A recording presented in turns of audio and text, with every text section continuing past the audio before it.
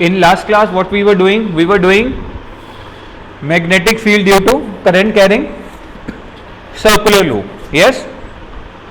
कहाँ तक कर लिया आप लोगों ने magnetic current carrying circular loop? What we have done is, if you have a circular loop, right, current carrying circular loop, we have found an electric magnetic field here. Yes, this case is already done.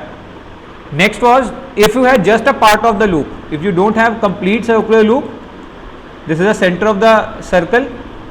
If you have just a part of the loop, let's say you have just this much loop only, ठीक है, ये just much loop only, और ये जो loop है वो centre में कितना एंगल बना रही है? थीटा या alpha, whatever that angle is. And what will be the magnetic field at the centre of the loop? Again that case you have done. The next case that we have is at the axis of the current carrying circular loop. First of all, I hope you know what is axis. If you have a circular loop like this and this is called the axis of the circular loop. I hope you know that. पता है ना ये circular loop का axis? ठीक है. So we are going interested in finding the magnetic field at any point on the axis of the circular loop. Let's start. So let's say you have a circular loop, ठीक है, and the current is flowing through it. वैसे ही general knowledge के लिए अगर मैं यहां से देखूं तो करंट कैसा है? क्लॉकवाइज है कि एंटी क्लॉकवाइज है? If I see from this side,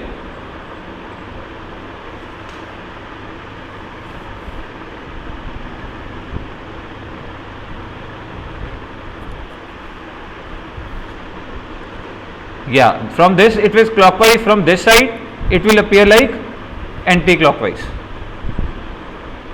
Yes or no? चलो आगे जाके कहीं यूज करेंगे, अभी नहीं. ठीक है. सो आपके पास सर्कुलर लूप है, उसके अंदर करंट है और इसका radius is capital R. Fine. This is the axis of the loop. Let me choose a point P on the axis at distance x from the center. यहां तक कोई doubt? Everybody can see, right? So मुझे P point के ऊपर magnetic field ढूंढना है इस पूरे करंट कैरिंग लूप के लिए. अच्छा, बिगिनिंग कैसे करने वाले हैं? बिल्कुल वैसे जैसे आगे किया था. हमारे पास एक ही लॉ अभी तक और कोई है ही नहीं, that is Biot-Savart law. And Biot-Savart law is applicable only for point elements. Yes, a very very tiny length. चलो, तो उसके लिए मैं एक पॉइंट सा एलिमेंट लेता हूं यहां पे, and this is nothing but DL vector. This is DL vector. ठीक है. अच्छा, मेरी ना थोड़ा सा पंगा आ जाएगा. द करंट का डायरेक्शन ये मान के चलिए, ठीक है. तो डीएल वेक्टर का डायरेक्शन बाहर के इधर हो जाएगा. Sorry, the DL direction vector is going to be in this direction. ठीक है. कोई डाउट है यहां तक? किसी को पूछ लो. ये डीएल जो वेक्टर है मैंने कहां पे लिया? बिल्कुल टॉप के ऊपर. कहां पे लिया मैंने? बिल्कुल टॉप पे.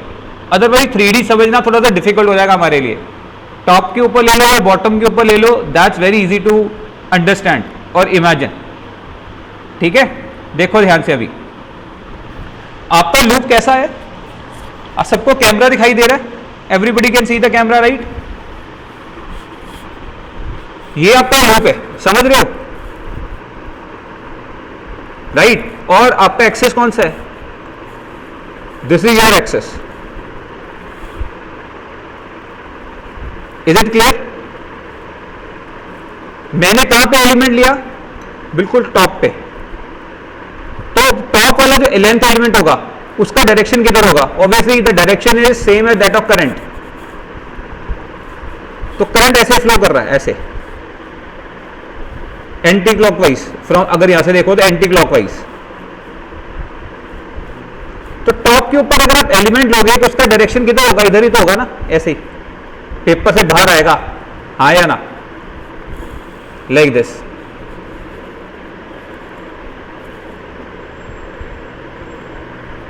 Are you getting my point और नॉट? नहीं आ रहा है? क्या आ रहा है समझ में? क्या एलिमेंट ऐसे ही लाइन करेगा, हाँ या ना, टॉप पे? क्लियर बात? ठीक है, तो मुझे एक बार बताइए, क्या आप ये चीज इमेजिन कर पा रहे हो कि जो करंट लेंथ एलिमेंट का जो वेक्टर है फिलहाल हमारे पेपर से बाहर की तरफ आ रहा है? ठीक है, आप चाहो तो उसको डॉट के साथ भी रिप्रेजेंट कर सकते हो। नाउ इस स्मॉल एलिमेंट की वजह से मुझे मैग्नेटिक फील्ड निकालना है P पे, so I am going to use Biot Savart law. There is no rocket science in this case.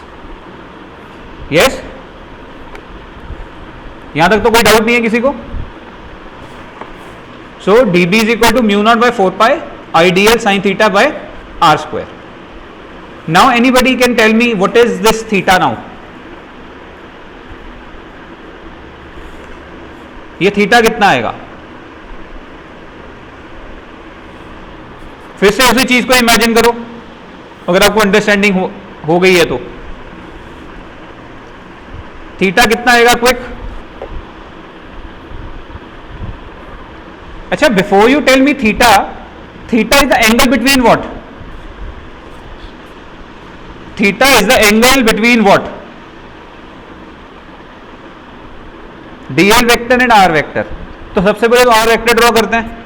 Are vector क्या होता है? इसका पोजीशन वेक्टर जहां पे फील्ड निकालना है, किसके विद रिस्पेक्ट टू?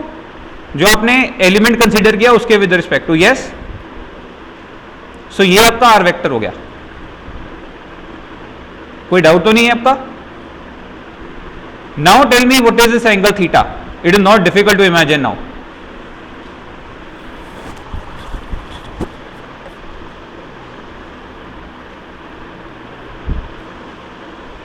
अरे भाई, थोड़ी सी बुद्धि अगर आप यूज करो, जैसे कि मैंने आपको बताया, ये जो एल वेक्टर है this is coming out of the plane. Yes, और जो आर वेक्टर है that is in the plane. तो कितना एंगल होना चाहिए? 90 degree. This is no rocket science in this case. आप इमेजिन भी करके देखो ना। ये आपका लूप है, I hope you can see this. ये आपका लूप है और ये आपका एक्सेस है। पॉइंट कहां पे है? पॉइंट ये मान लो टिप के ऊपर पॉइंट है, ठीक है, टिप के ऊपर पॉइंट है P। अच्छा, आर वेक्टर कौन सा होगा? ये वाला, यही होगा ऊपर को उस पॉइंट से ज्वाइन करने पे ऐसा दिखेगा आर वेक्टर आपको। आई hope you can see this. 3 dimension है, थोड़ा सा इमेजिन करने की कोशिश करो। आर वेक्टर कुछ ऐसा होगा। हाँ, होगा कि नहीं होगा? टिल्ट करके थोड़ा सा, है ना? तो अगर आर वेक्टर ऐसा है और करंट एलिमेंट ऐसा है, एक सेकेंड, आर वेक्टर ऐसा है और करंट एलिमेंट आपका ऐसा है, इमेजिन करके देखना 90 डिग्री एंगल बनेगा। ऑब्वियसली यार, एक चीज आपके प्लेन में दूसरी चीज प्लेन से बाहर आ रही है तो एंगल तो 90 डिग्री होगा ना। चलिए,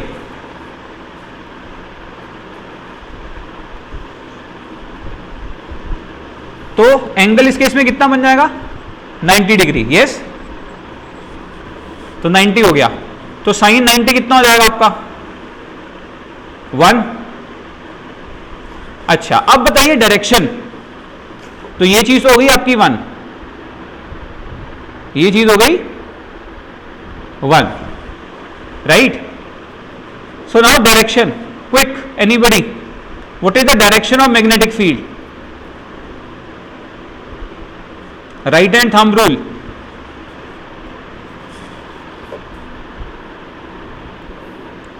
सी, डायरेक्शन के लिए मैंने आपके लिए कुछ ऑप्शन बनाई हैं, ठीक है? बताइए कौन सा ऑप्शन आएगा?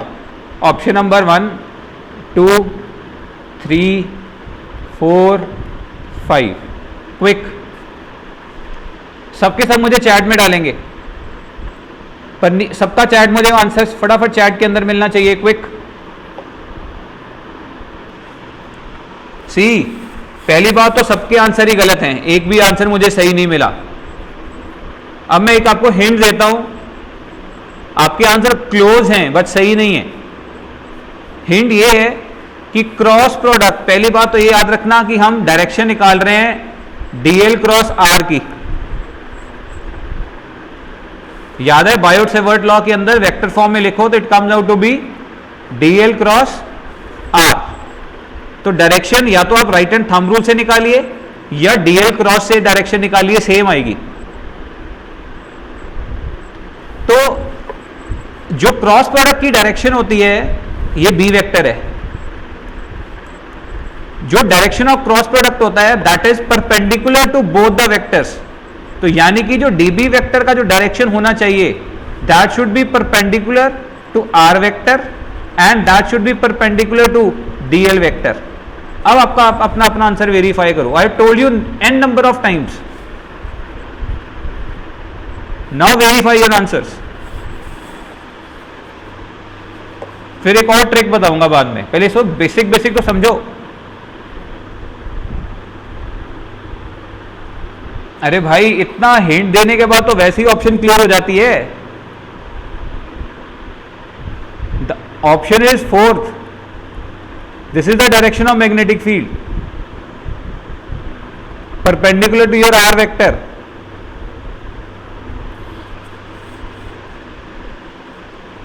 अब देखो कैसे आती है, thumb right hand thumb rule से भी करो, डीएल क्रॉस आर से भी करके देख लो, उसके अंदर कोई है नहीं। करंट किधर है,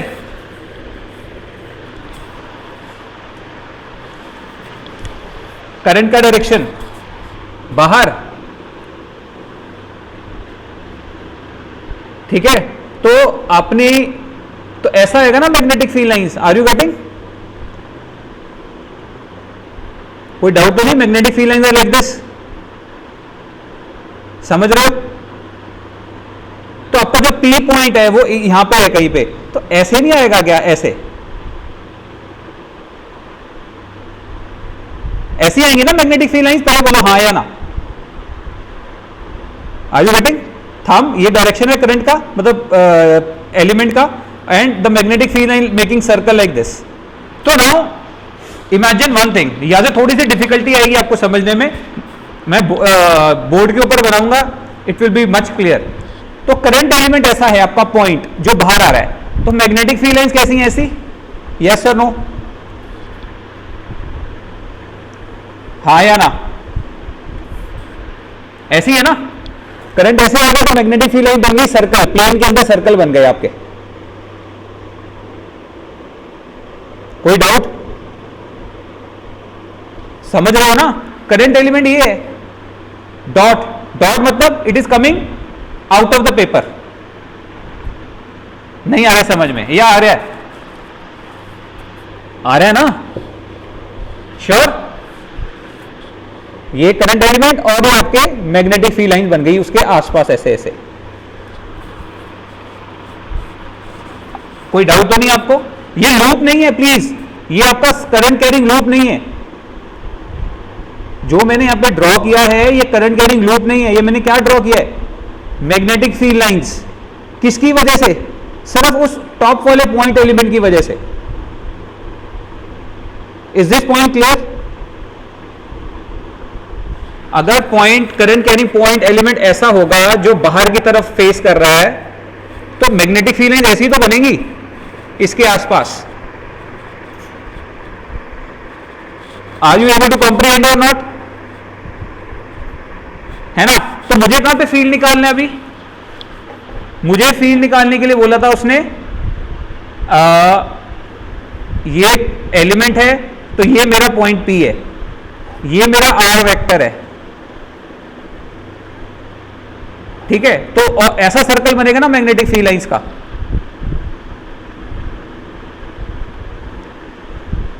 ऐसा करके कुछ, तो देखो टेंजेंट ड्रॉ करोगे इधर ही तो जाएगा tangent, perpendicular to R vector.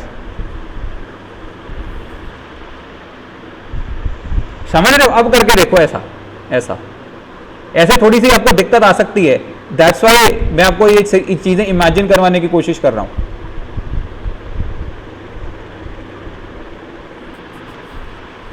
जैसे आपने सबसे पहले डायरेक्शन कौन सा चूज किया था?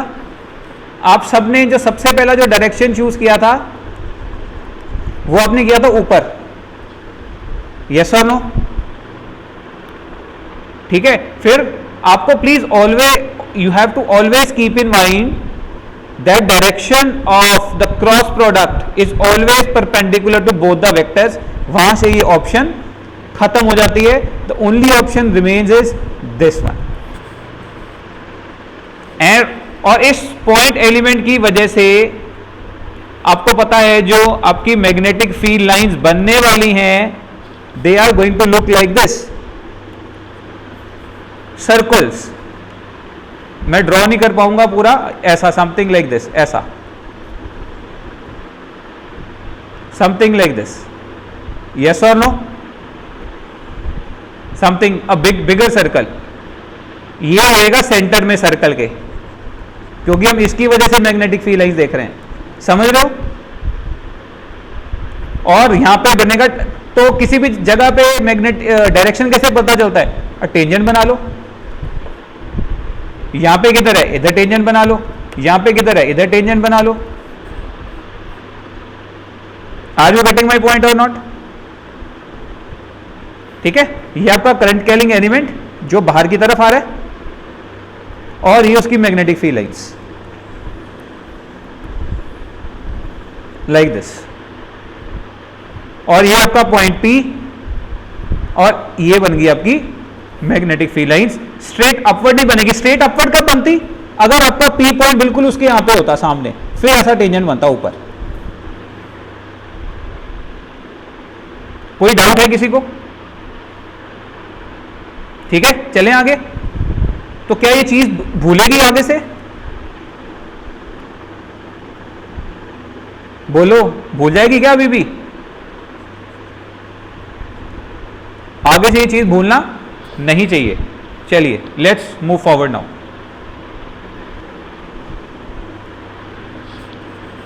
तो ये है डायरेक्शन ऑफ मैग्नेटिक फील्ड, सही है ना? नाउ तो ये बन गया आपका dB by substituting sine theta as 1, क्योंकि साइन 90 हो जाएगा 1। नाउ अब एक चीज नोटिस करो, ये जो R है, R can be written as Pythagoras theorem, R square plus X square, yes और नो? क्योंकि मुझे आंसर चाहिए in terms of x, not in terms of small r। ठीक है, मुझे जनरली ये बोलेगा कि आपके पास एक सर्कुलर लूप है, उससे x दूरी पे पॉइंट है, वहां पे फील्ड बताइए, ये मुझे ये डिस्टेंस नहीं देगा वो। So that's why I am converting this distance into this distance. Any problem till here? पक्का? चलो, तो सब्स्टिट्यूट करोगे, you will get this. R square की जगह सिंपल ये सब्स्टिट्यूशन किया और कुछ नहीं किया मैंने, सही है? नाउ अब क्वेश्चन है आपका, टोटल मैग्नेटिक फील्ड कैसे निकालोगे? ये तो छोटे से एलिमेंट की वजह से मैग्नेटिक फील्ड है। How to find total magnetic field? Quick integration. क्या कर सकते हैं क्या इंटीग्रेशन?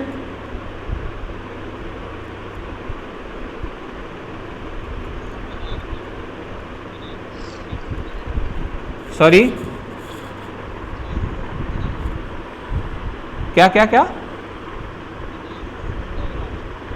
हाँ हाँ भाई, स्क्वायर रूट हट जाना चाहिए, बिल्कुल बिल्कुल स्क्वायर रूट हटना चाहिए।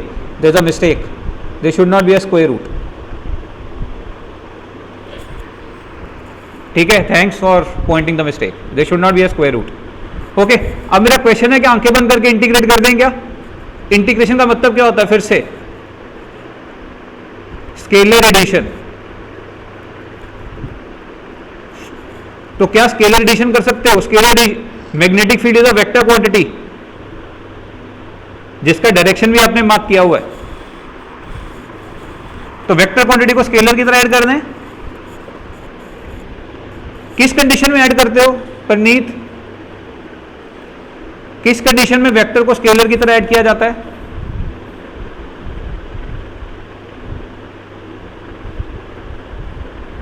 ऐसा नोट्स कंप्लीट करने से क्या फायदा परनीत? अनन्या, किस क्या कहते केस में वेक्टर्स को स्केलर की तरह ऐड किया जाता है? जब सबकी डायरेक्शन सेम हो। तो आपने एक एलिमेंट की वजह से तो फील्ड निकाल लिया, अगर मैं यही एलिमेंट यहां पे लेता बिल्कुल बॉटम पे, तो उसका डायरेक्शन किधर होता? पहली बात, उसका करंट एलिमेंट अंदर की तरफ पॉइंट कर रहा होता। यस और नो? टॉप और बॉटम वाले तो समझ रहे हो ना? टॉप वाला अगर बाहर की तरफ पॉइंट कर रहा है तो बॉटम वाला ऐसे ही तो पॉइंट करेगा अंदर की तरफ। अच्छा, उसकी वजह से फील्ड निकालोगे ना, फिर से सेम मेहनत करना, तो आपको ऐसा मिलेगा, ऐसा।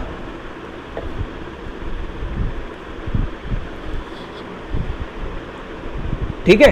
अब क्वेश्चन ये है कि क्या सबकी डायरेक्शन सेम है क्या हर पॉइंट एलिमेंट की वजह से जो फील्ड बनेगा? Answer is no. हर एक की वजह से अलग अलग डायरेक्शन में फील्ड आ रहा है, तो क्या इंटीग्रेट कर सकते हो? आंखें बंद करके नहीं चीजें करते। That's why I am saying always, please थोड़ा सा माइंड अपना कूल रखो, सोचते रहो चीजों को। तो फिर क्या करें? और तो कुछ चारा नहीं बचा, फिर सारे हथियार फेल हो गए। क्विक,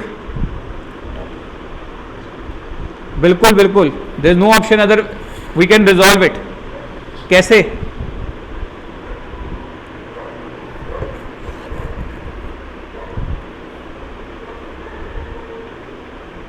ठीक है, इतनी बात क्लियर हो गई। Different element produce magnetic field in different directions, so we can not directly integrate. Clear बात ना? तो let's resolve DB vector into two rectangular components, एक इधर अलोंग द एक्सिस और एक परपेंडिकुलर टू द एक्सिस। ये एक्सिस है आपका, ठीक है ना यार? करंट एलिमेंट इधर है, प्लीज इसका बार बार वही आ रहा है ना, पुराने वाला ही।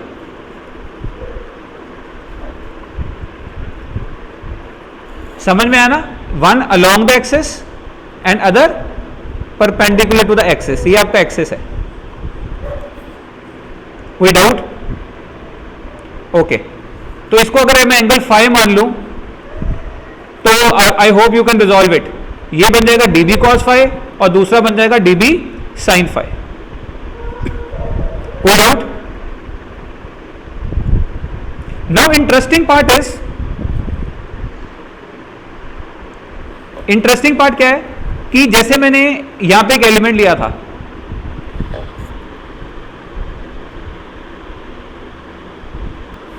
Okay, now interesting part is जो एलिमेंट यहां पे था, जो अंदर की तरफ पॉइंट कर रहा था, उसका फील्ड हम लोगों ने देखा था कि ऐसा बना। यस और नो? तो इसका भी अगर जब इसको भी रिजॉल्व करोगे तो इसके भी यस, एक कंपोनेंट इधर बनेगा, एक कंपोनेंट इधर बनेगा। यस और नो? राइट। नाउ प्लीज पन्नी, you should not right it along with. मैं सबको बार बार बोलता हूं, प्लीज साथ में नोट मत किया करो। अब प्लीज कॉन्सेंट्रेट ऑन अंडरस्टैंडिंग। ये सबसे बड़ा आप लोगों का वीक पॉइंट है।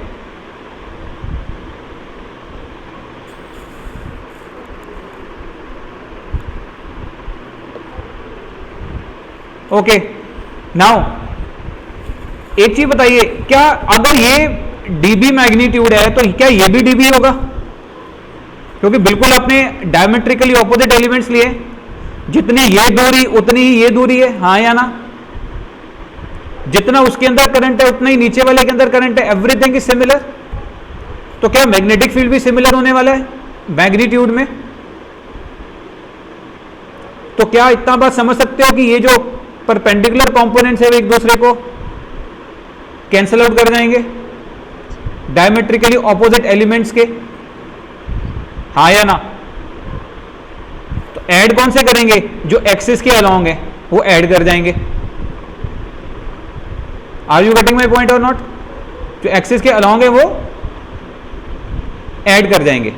Now this will be true for any two diametrically opposite elements, अगर आप यहां पे एक एलिमेंट लेते हो और एक यहां पे एलिमेंट लेते हो डायमेट्रिकली ऑपोजिट, इन दोनों का भी परपेंडिकुलर कंपोनेंट कैंसिल कर जाएगा और एक्सिस के अलोंग ऐड कर जाएगा।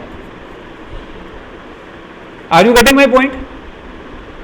तो ओवरऑल अगर आप देखोगे सबका परपेंडिकुलर कंपोनेंट तो कैंसिल ही हो जाएगा,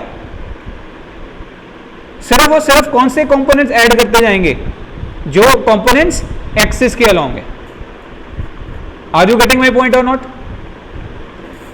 इसका परपेंडिकुलर कंपोनेंट ये खा जाएगा, इसका ये खा जाएगा, इसका ये कैंसिल आउट कर देगा। तो every diametrically opposite element is cancelling out perpendicular components, only axial components are adding up. Any problem till here? Is this clear? पक्का? अगर ये चीज क्लियर है तो आगे बढ़ सकते हो।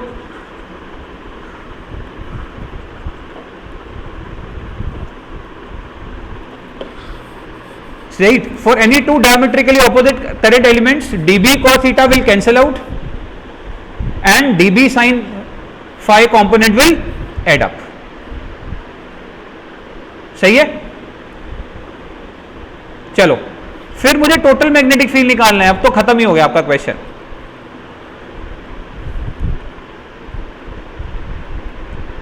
तो टोटल मैग्नेटिक फील्ड निकालने के लिए we have to integrate what? We have to integrate only sine components, क्योंकि सबके साइन कंपोनेंट तो इसी डायरेक्शन में ही है ना।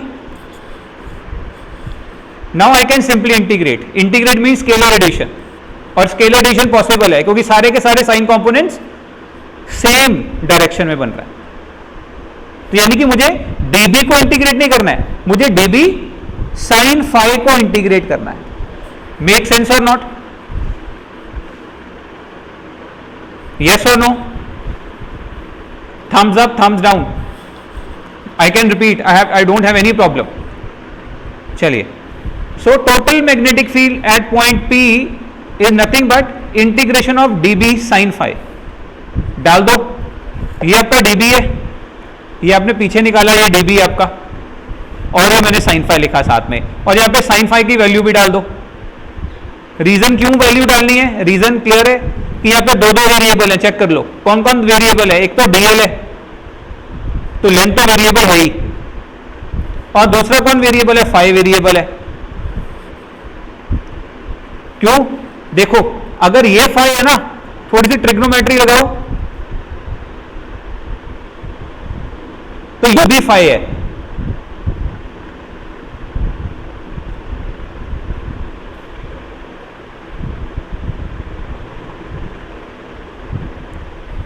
ठीक है, बन रहा है क्या? Angle between two lines is same as angle between their perpendiculars. Remember this, we have used number of times. Angle between two lines is same as angle between their perpendiculars. अगर दो लाइन्स के बीच में angle theta है, अगर इन दोनों lines पे अगर perpendicular draw करो तो उनके बीच भी एंगल थीटा बनेगा। इस पहली लाइन के ऊपर परपेंडिकुलर ड्रॉ कर लो, दूसरी लाइन पे परपेंडिकुलर ड्रॉ कर लो, इन दो परपेंडिकुलर के बीच में भी एंगल थीटा ही बनेगा। तो वही थ्योरम यहां पे मैं यूज कर रहा हूं। अगर इन दो लाइंस के बीच में एंगल फाई है, इसके परपेंडिकुलर कौन है? ये वाला। इसके परपेंडिकुलर कौन है? दूसरे इसके, ये वाला। ये परपेंडिकुलर है ना, तो दो परपेंडिकुलर्स के बीच में भी एंगल कितना बनेगा? फाई ही बनेगा। चलिए, तो फाई वेरिएबल है, एल वेरिएबल है, तो एक वेरिएबल रिमूव करना पड़ेगा बिफोर इंटीग्रेशन। तो just well put the value of sine phi, no rocket science. Sine phi कितना आएगा? Perpendicular upon hypotenuse. Yes, perpendicular is R and hypotenuse is R square plus X square. उठा के डाल दो sine phi, ये बन जाएगा आपके पास। नीचे पावर आ गई 3/2। ये पावर 3/2 कैसे आई? ये 1 पावर ऑलरेडी थी, और साइन फाई आपने डाला r upon R square plus X square, तो ये देखो डिनोमिनेटर में powers are, if basis are same powers are added, इसकी पावर 1 है और यहां पे पावर कितनी है, हाफ, तो 1 प्लस हाफ कितना होता है 3/2। सो नीचे पावर कितनी आ गई R square plus X square की 3/2। एनी रॉकेट साइंस, बस इंटीग्रेट, क्योंकि सब कांस्टेंट्स हैं, म्यू नॉट बाय 4 पाई तो वैसे ही कांस्टेंट है, करंट कांस्टेंट है, रेडियस कांस्टेंट है, एक्स कांस्टेंट है। अच्छा एक्स कांस्टेंट है क्या, एक्स की वेरिएबल है,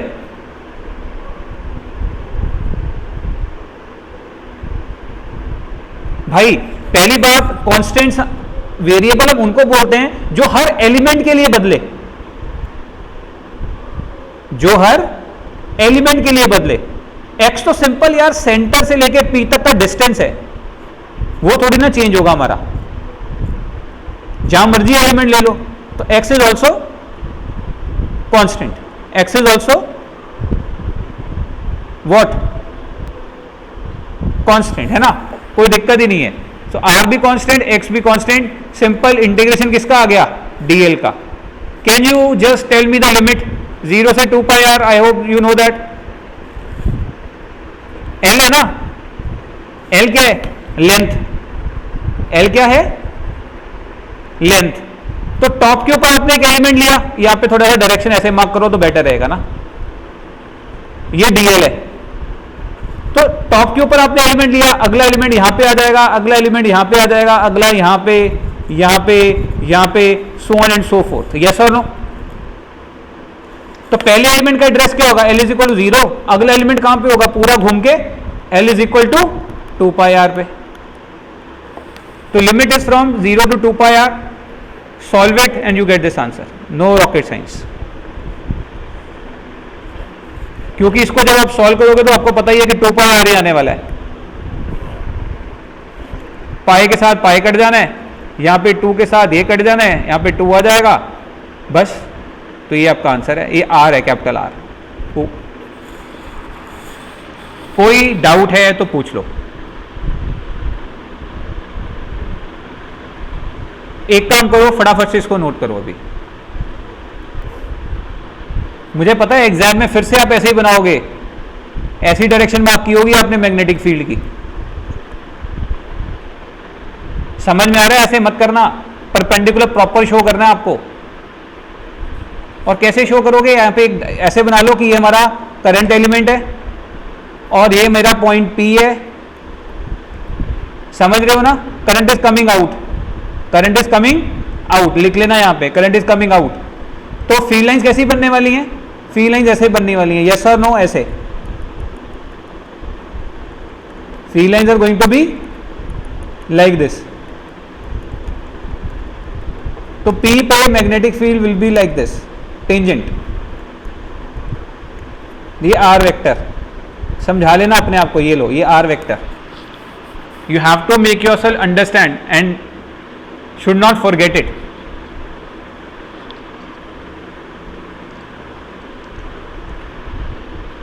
और प्लीज अपने आप को चीज क्लियर करना कि सर ने ये जो मैग्नेटिक फील्ड लाइंस बनाई हैं, ये पूरी लूप की वजह से नहीं बनाई, ये किसकी वजह से बनाई है, ये किसकी वजह से बनी है magnetic field lines, only due to this current element. समझ में आ रहा है ना, top most tiny current element, सिर्फ उसकी वजह से। लास्ट वन मोर थिंग, अच्छा, what will happen if there are n number of turns, as we have already done in other cases as well. ये तो एक सिंगल टर्न है loop में, अगर n टर्न्स होंगे तो भी तो फील्ड इधर ही ऐड करेगा ना सबका, हाँ या ना। अगर एक लूप का इधर मैग्नेटिक फील्ड बना तो क्या सभी लूप्स का इधर ही तो बनेगा ना, करंट का डायरेक्शन तो सबके अंदर क्या होने वाला है, सेम। बताइए फिर total magnetic field is going to B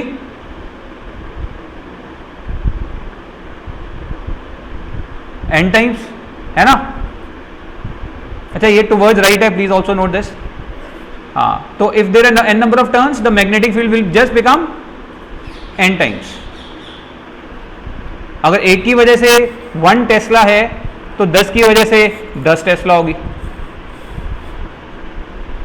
चलिए, सी यू।